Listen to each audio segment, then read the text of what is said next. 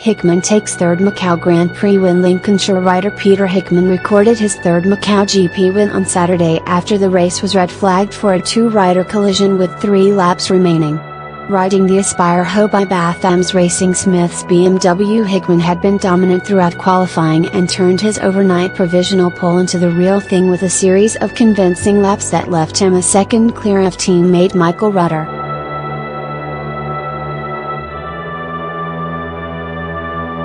Ahead of the race, Hickman was quietly confident, "This is my first pole at Macau, which is really nice.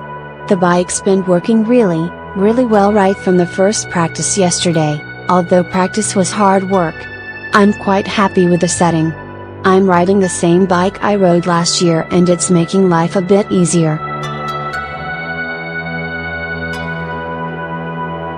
As the lights went out, Michael Rutter, riding the MotoGP-derived Honda RC213 VS for the first time, got the advantage and was out in front of the pack before Hickman decided it was time for him to press on. The Louth rider took the lead on lap 3 of 12 and the pair soon began to pull clear of the pursuing riders. Hickman had just over a second lead from Rutter, with Martin Jessope, Danny Webb and Gary Johnson following some 5 seconds behind. On lap 9, Hickman was on a roll and pulling well clear when the race was red flagged for a crash involving Lincolnshire rider Phil Crowe and Ben Wiley. Because the race had gone over the required 2/3 distance, a result was declared on positions at 8 laps distance, with Hickman declared the winner from Rutter and Jessope.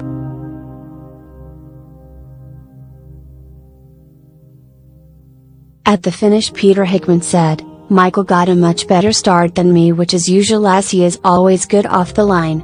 I was quite happy to just sit there and follow him to watch where he was strong and where he wasn't.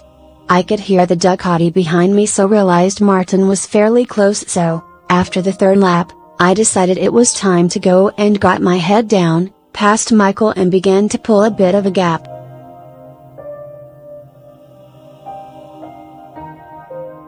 After half distance he began to gain ground on me and was only 0.7s behind, so thought I had better get my head down again and pull the gap back out again. I looked at the TV screen at Lisboa and saw that I had pulled away again, but unfortunately the red flag came out. The Belfast Telegraph reported the accident, involving Ben Wiley and Phil Crowe, had led to Ben being admitted to hospital, where his condition wasn't thought to be serious, while Phil Crowe came through relatively unscathed.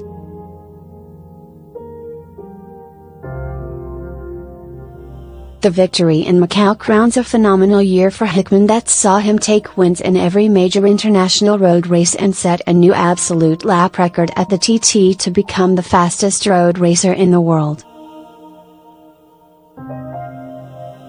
Peter's teammate and manager Michael Rutter felt he could have made Hickman work a little harder for the win. "It was always going to be difficult coming here with a brand new bike, particularly given the limited track time we had prior to Thursday, and I've been on a steep learning curve, but the team have worked fantastic.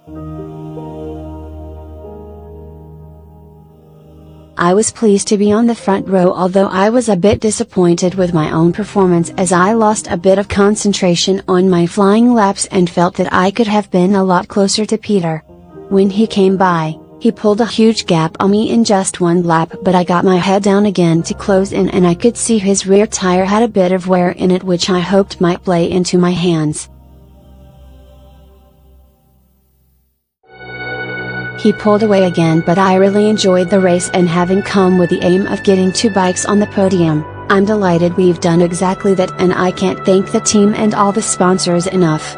There were plenty of other TT riders in action at Macau, including John McGuinness, whose plans for a return to racing at the Isle of Man in June 2018 had to be put on hold due to a hairline fracture on his leg following his long recovery from injury at the Northwest 200.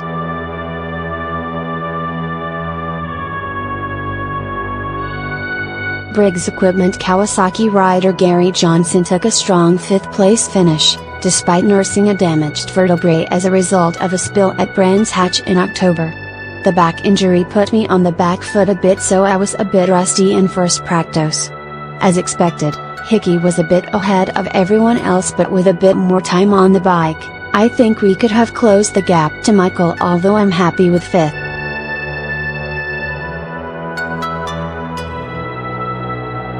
I'm looking forward now to working hard in the new year to get myself back at the sharp end at the TT and NW 200. 10th place was the best John could manage on his return to the GIA circuit after a 2-year absence, but he was philosophical about the result. I had a top 10 finish on my radar before getting here, and whilst I could be a bit disappointed with 10th, the lads who finished in front of me have been riding all year and are sharp, riding week in week out.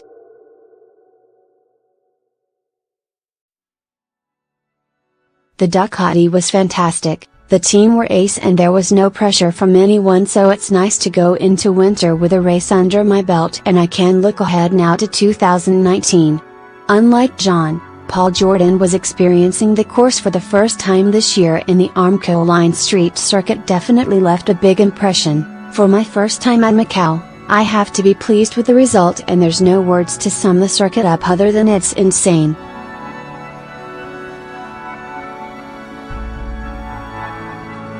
Taking 14th overall, Paul clearly has longer term ambitions for Macau. I didn't get a bad start to the race, but the first lap was a bit hairy and I got boxed in a bit, which opened up the gap to the group in front of me. I ended up having a bit of a tussle with Michael Sweeney and a few other lads, but I really enjoyed the race. The bike and the team worked really well and I'm really happy with the results, so I'm looking forward to coming back next year. Teammate and fellow debutant Dom Herbertson struggled with a hand injury picked up at the Sunflower meeting but achieved a creditable 20th place. I can't thank the team enough this week. I had a massive high side at the Sunflower Trophy meeting last month, so was struggling with a nasty hand injury which was making it hard to turn the bike, but the circuit is great, so, personally, I was over the moon with what I achieved.